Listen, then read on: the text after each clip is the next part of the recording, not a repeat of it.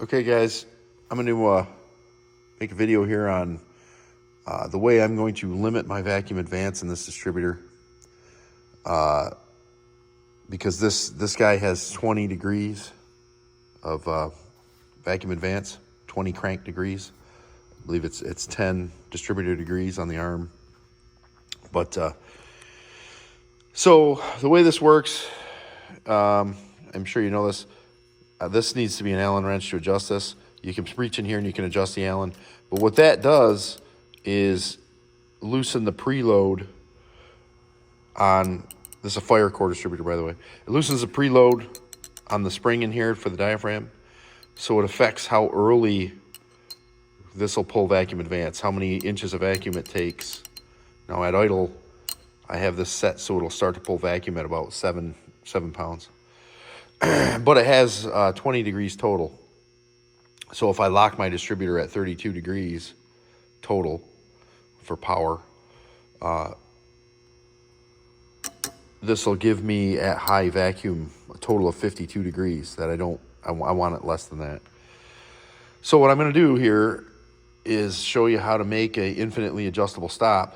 I've seen this before. I'm not the one who came up with this. I'm not going to take credit for it. But it was on a different distributor, and they were able, and the plate looked a little different. They were able to stop it over here by the magnet, kind of. I think this was shaped a little bit differently, but that didn't seem like it was going to work for me. So what I'm going to use is a longer, this is an 832 machine screw and an 832 jam nut there. Now what you got to do is shoot it through here. Okay, and it's going to reach in there and stop that. And the jam nut's going to allow me to loosen her tight. So I got to drill a hole in here and thread it, which I have this. Right at Lowe's, you can buy the kit. And this is actually a neat little tap. It's got like the tip of it is made to center it so you don't start to tap at an angle. It goes in the hole and kind of squares everything up. That's kind of cool. But I'm going to show you how I measured where I need to be in a second. But so you need this guy. You need enough room to turn it, so you got to be careful where you put it in relation to the vacuum can plate. But so I'll have to move it this way just enough so it can spin.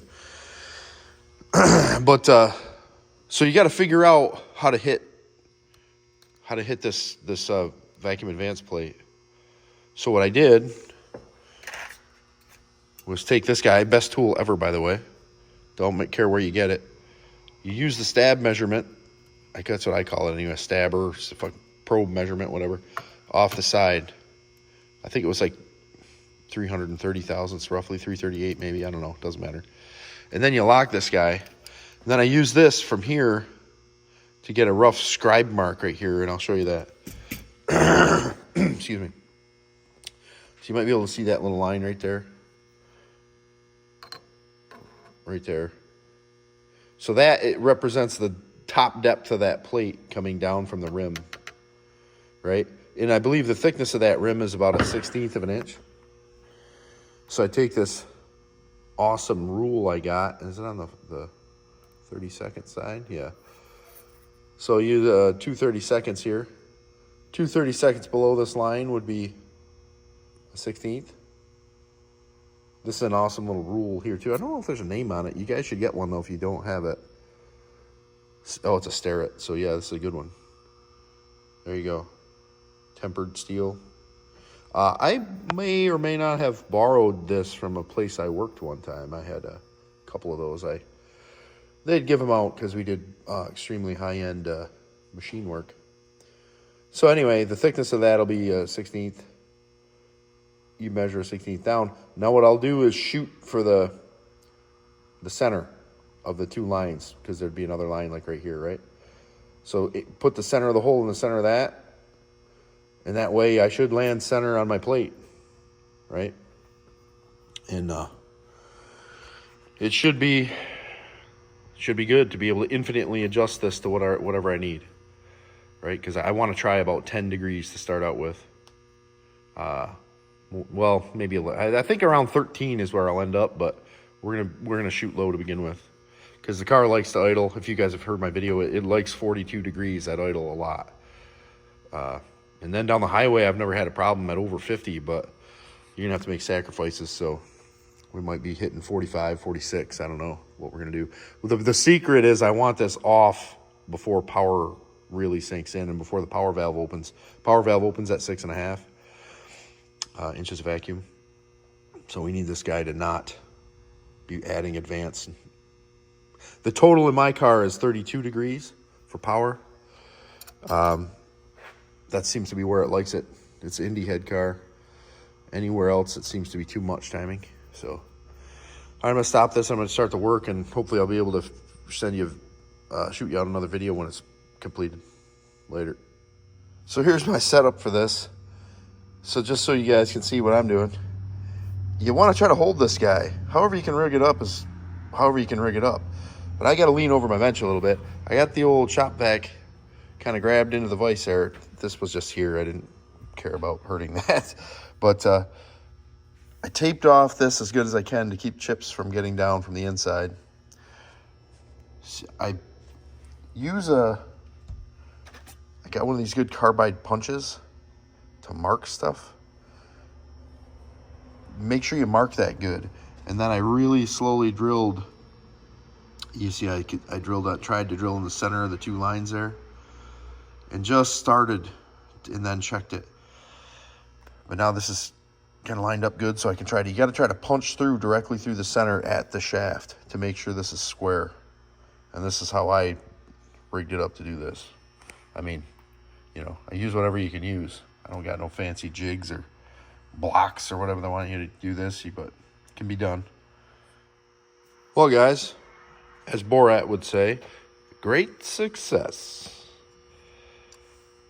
So it didn't come out perfect. My shot was off, I guess, you know, holding the drill freehand and all. And I made the hole a little bit loose, but the threading still worked good enough. I mean, it ain't like, it's not threading. I mean, the hole was just a hair big. But as you can see here, it lands pretty evenly, good enough. And now I have infinite adjustment of how much vacuum advance plate movement I have. As you can see, you just set it where you need it, and then, you know, operate your jam nut separately to just like a mechanical valve train rocker arm adjustment, basically. Set your jam nut there. Now I'll have that much movement. Now the thing is, with just using your math skills, if this is a, you know, 20 crank degree arm, you put a Mighty Vac on here, which I forgot to bring out, or I would show you, and you can pull this plate over, full vacuum, try to get some type of measurement, and if you want to split it in half, you know, obviously you just thread that guy in until it only moves half of what it does. You might have to do it up here on the big end where you'll actually be able to see the measurement more because of the angularity of the movement, but the stopper will work pretty much wherever it is. I wouldn't want to try to do it directly on center, you know what I mean, because it basically center pivots. I'm not sure if this plate actually pivots perfectly on center. I think it pivots off of this guy, if I'm not mistaken. When I was pumping it up, it seemed to not rotate perfectly around the center shaft. It seemed to rotate off of this guy, is what it looked like to me, which is kind of weird because you'd think it would pull it away from your pickup. Maybe it does rotate perfectly and I'm just stupid, but it must. Yeah, I would think it rotates perfectly, or else this clearance would get bigger, but it didn't appear to be that way, but I'm probably wrong. So anyway,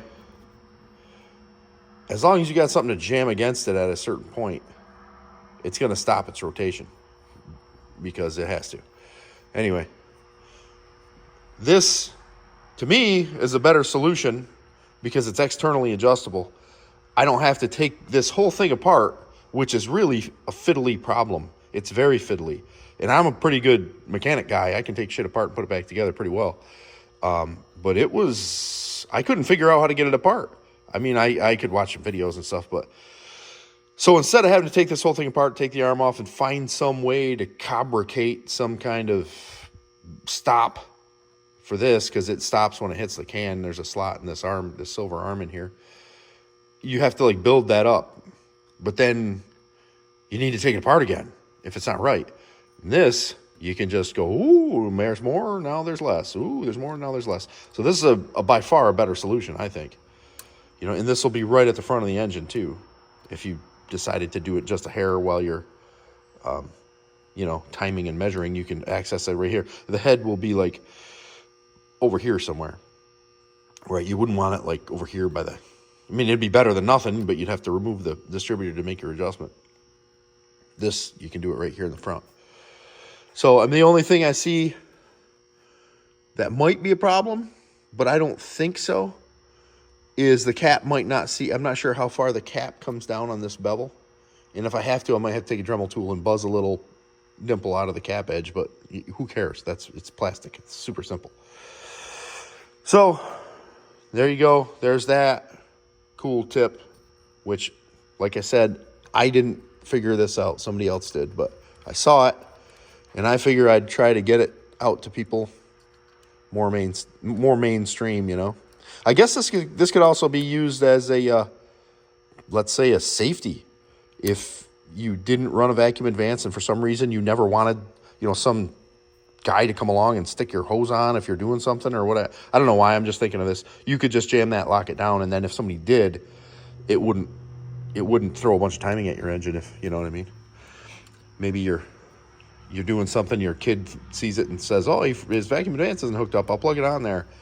You know, I could see that happening. But anyway, there you go.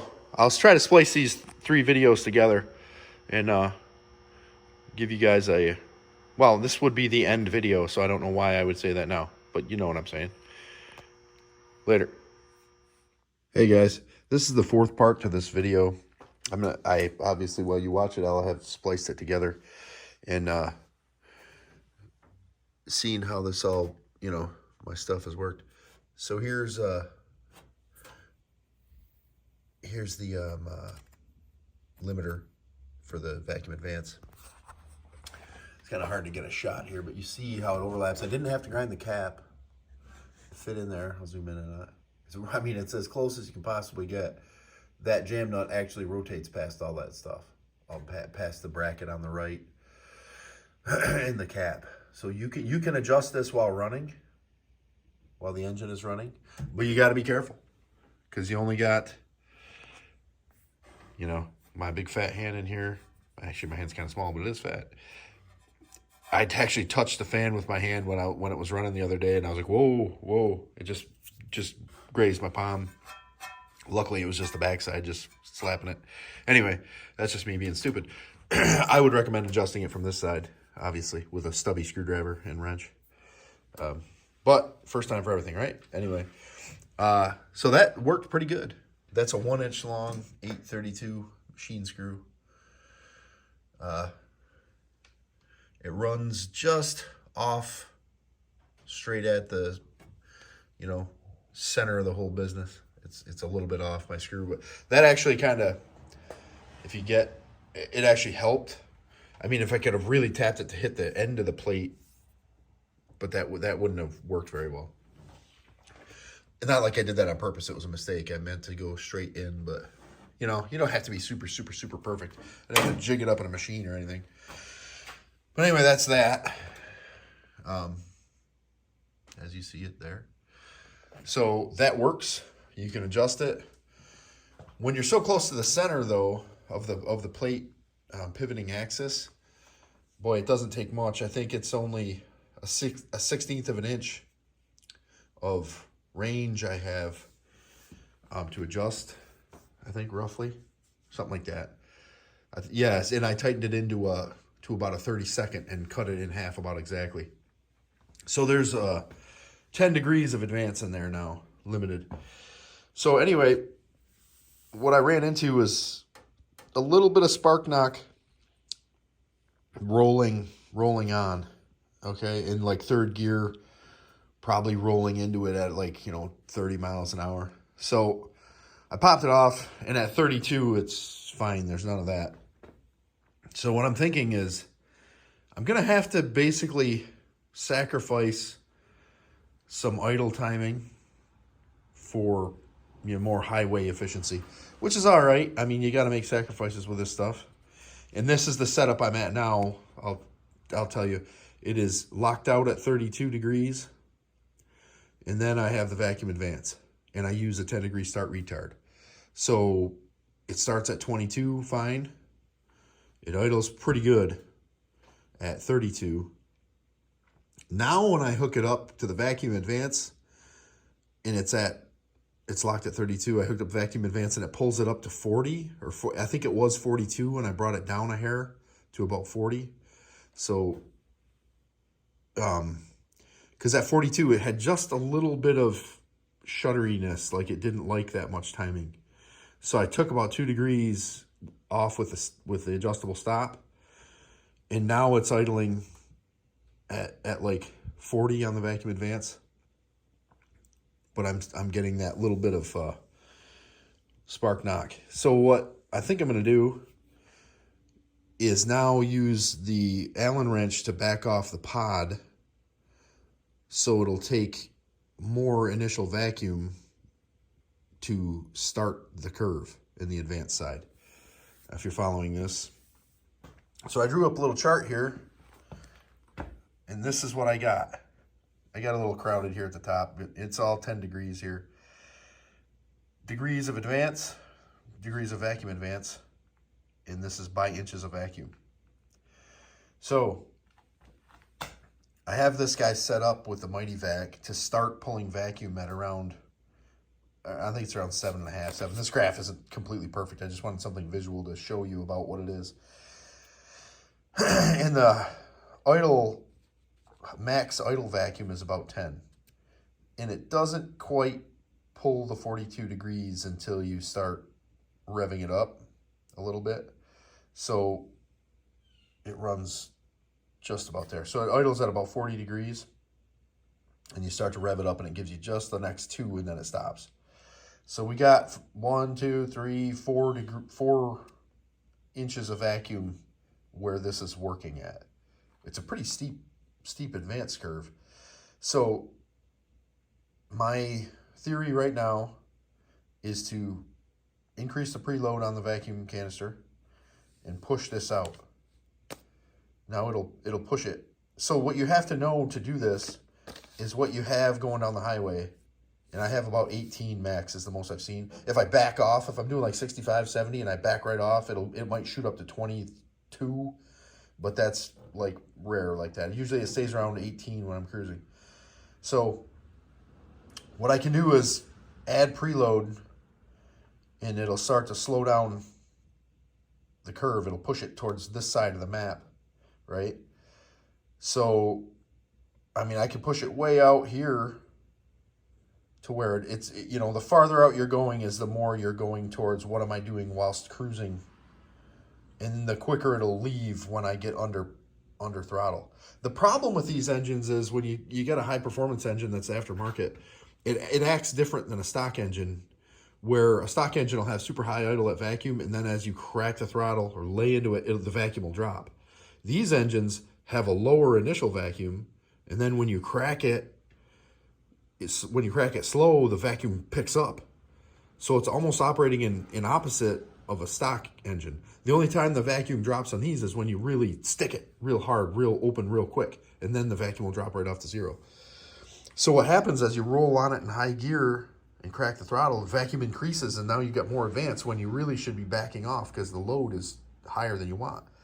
So that's where I think I'm finally going to have to sacrifice my my low end, or well, let's say idle timing or low RPM timing or whatever you want to call it.